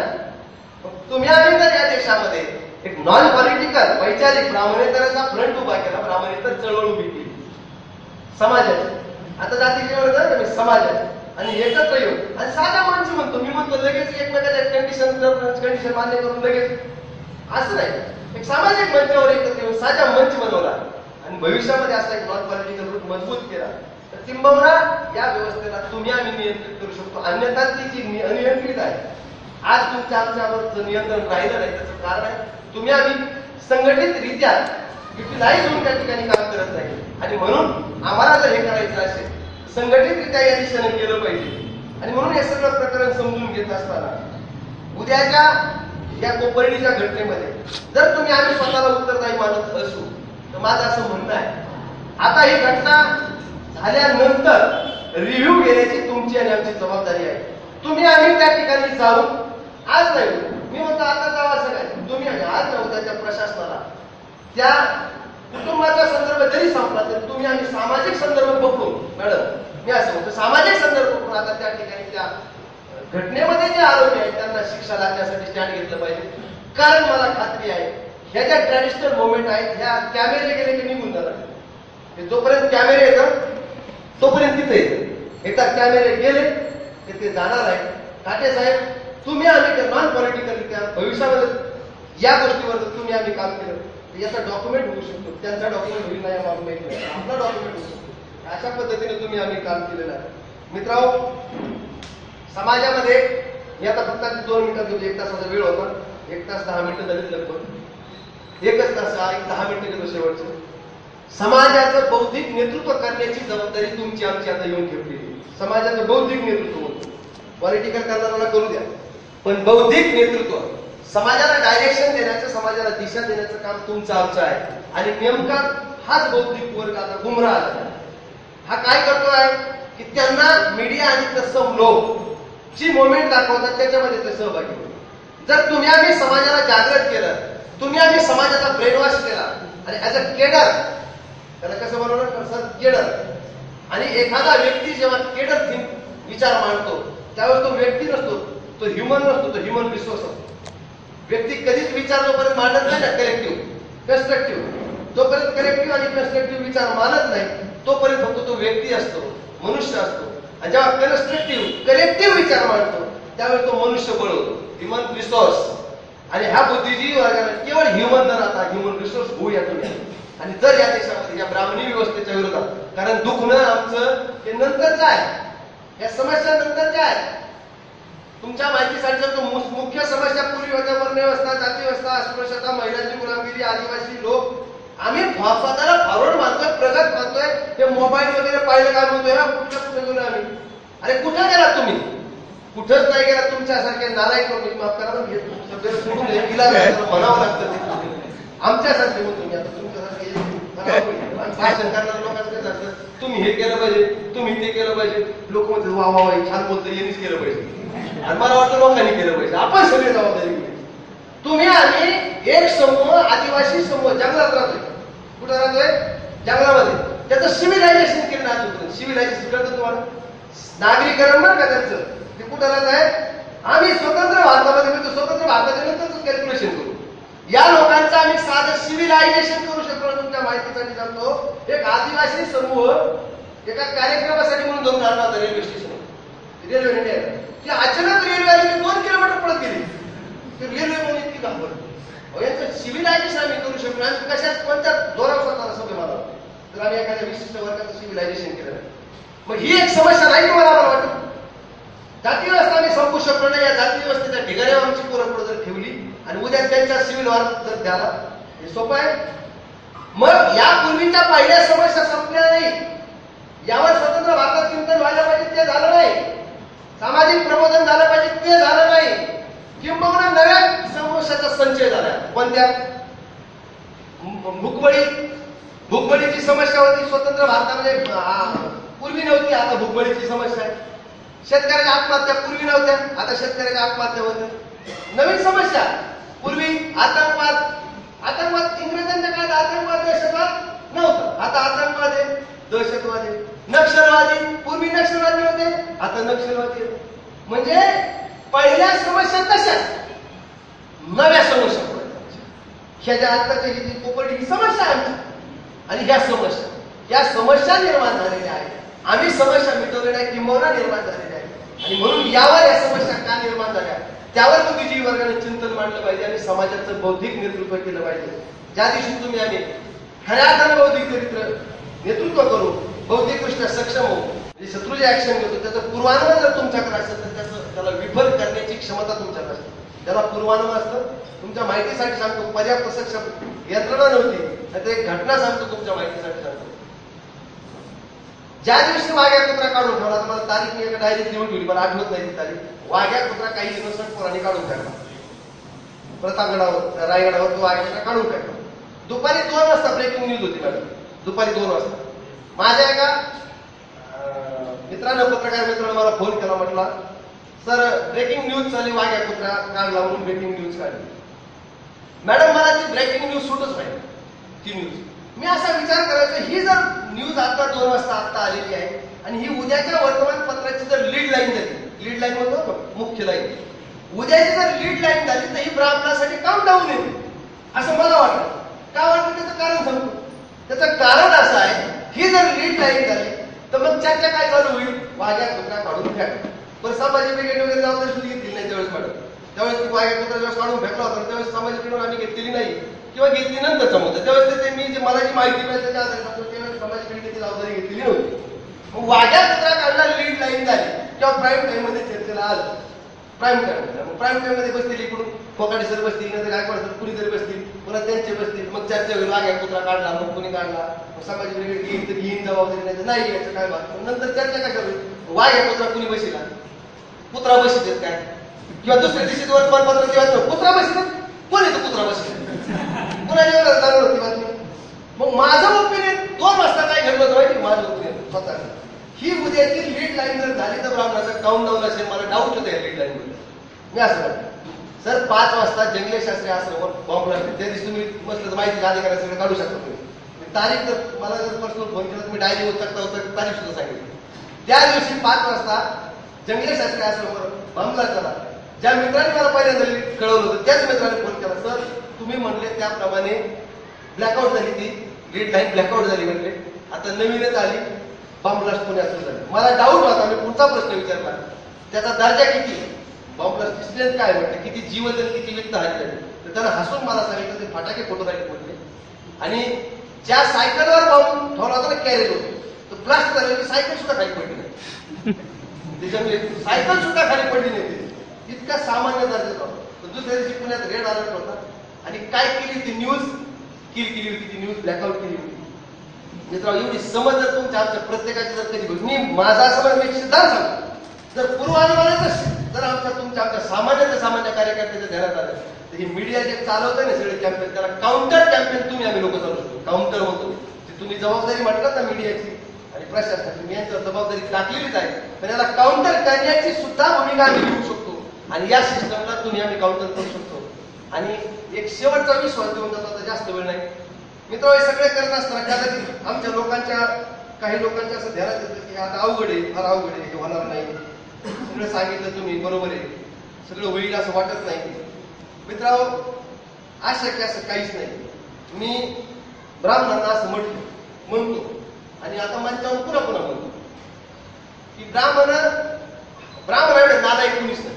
नालायक असं म्हणत नाही का आपण जे दर्जाच्या लेवलला, त्यांना हजारो वर्ष काय मिळालं, त्यांना संधी मिळाली. हजारो वर्ष संधी मिळाल्यानंतर त्यांनी खरं तर त्यांच्या विरोधामध्ये लढणारी छावणीच ठेवायला होती.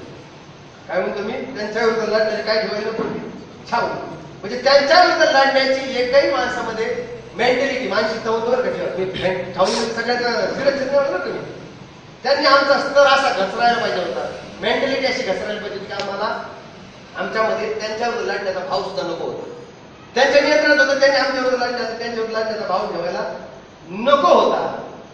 परंतु त्यांच्यावर लढण्याचा भाव जर आमच्या मनामध्ये आहे, ज्या दिवशी त्यांच्यावर लढणारा एकही माणूस तुम्हाला या देशात सापडणार नाही, त्या दिवशी तुम्ही आम्ही हरलो. मी काय म्हणतो लक्षात तुमच्या, त्या दिवशी तुम्ही आम्ही पराभूत झालो ही मानली. पण त्यांच्यावर लढण्याचा भाव ठेवणारा माणसं जर या देशामध्ये आहे, एक तर छावणी आहे, तर ते अजून जिंकले नाही आणि आम्ही अजून हरलो नाही. ते अजून जिंकले नाही, आम्ही अजून हरलो नाही. आणि निर्णय जर बाकी आहे तर कसं काय कोण म्हणतात फार अवघड, काहीच अवघड नाही. एकदम सोपं आहे. हा सिद्धांत मी साळुंके सरांना सांगितला तर साळुंके सर मला म्हटले, त्यांनी एक आणखी मला एक सुंदर सिद्धांत सांगितला. ब्राह्मणाच्या या डिस्ट्रक्टिव्ह माइंडमुळे बहुजन समाजाला गुलामीत ठेवण्यासाठी त्यांनी जे समाजाला माग नेण्याचं काम केलं, त्याचा परिणाम असा झाला. त्याचा परिणाम माग नेल्यामुळं त्यांनी त्यांच्या पिढ्यामध्ये सुद्धा डिस्ट्रक्टिव्ह माइंड निर्माण केल्यामुळं त्यांच्यामध्ये कन्स्ट्रक्टिव्ह असं किंवा फिलॉसॉफर कुणी तयार झाला नाही. फिलॉसॉफर शब्द वापरला सरांनी, फिलॉसॉफर तयार झाला नाही. आमच्या संध्या नाकारल्या, आम्ही जगाला फिलॉसॉफर दिले. तथागत भगवान बोलतो जगाला दिलेला फिलॉसॉफर आहे, बरोबर आहे. संधी नाकारता आणि फिलॉसॉफर दिला. संतांचा जर तुम्ही सगळे विचारधारा जर ग्लोबल केली ना, ग्लोबल केली आमच्या संतांची विचारधारा, तर ती सुद्धा फार मोठी फिलॉसॉफी. म्हणजे आम्ही ते फिलॉसॉफर दिले. ज्योतिराव फुलेंचं छत्रपती शिवाजी राजांची राज्यामध्ये एक फिलॉसॉफी आहे ती. याला जर ग्लोबल केलं, आम्ही फिलॉसॉफर दिले. बाबासाहेब आम्ही फिलॉसॉफर दिले जगाला. आणि म्हणून ब्राह्मणांनो, तुम्ही किती वेळा प्रयत्न करा, किती दाबा, आम्ही आमची लढाई सोडणार नाही. आम्ही लढाई निश्चित जिंकणार आहोत. फक्त ही लढाई जिंकत असताना उद्याच्या आव्हान डोळ्यापुढे घेतली पाहिजे. विशेष करून मराठा समाजाला मी विनंती करतो की आताच्या यामध्ये काउंटर पॉलिसीमध्ये, आता हे जे काउंटर करू आहेत आपल्याला, फार गंभीर कार्यक्रम चालू आहे सर. मी या मंचावर बोलतोच आता जबाबदारीने. मित्रांनो, आता जातीय चेतनेतून मराठा विरुद्ध मराठीवर वाद लावलेला आहे. जातीय चेतनेतून मराठा आणि मराठीवर वाद लावलेला आहे. याची किंमत सगळ्यात जास्त मराठ्यांना मोजावी लागणार आहे. त्याचं कारण आहे की मराठ्यांची vote bank SC ST OBC minority हे वोट बँक शिवाय याला जर सेग्रिगेट केलं तर राजकारणातून संपेला. कुठून संपेल मॅडम? तुम्ही फार मायक्रो लक्षात घ्या, मी फार मुद्दा गंभीर करतो. राजकारणातून जर सेग्रेट केला तर मोठ्या ताकदीने यांच्यामध्ये दरी निर्माण झाली, त्याचं अस्तित्वही संपेल भविष्यामध्ये आणि सामाजिक दृष्ट्याही याच्यावर फार मोठा कलंक येईल. म्हणून आता मराठ्यांनी, बहुजन समाजाने विशेष करून ही जबाबदारी, कन्स्ट्रक्टिव्ह जबाबदारी घेऊन एकत्र येऊन ही जी ध्रुवीकरणाच्या प्रक्रियेला आणखी मोठ्या ताकदीने मजबूतीच्या दिशेने प्रयत्न केले पाहिजे. आपण सर्वजण ते करूया. शत्रूला शत्रूचं काम करू द्या, तो त्याचं काम करेल. त्याला काउंटर करण्याचं काम आपण आव्हान म्हणून स्वीकारूया.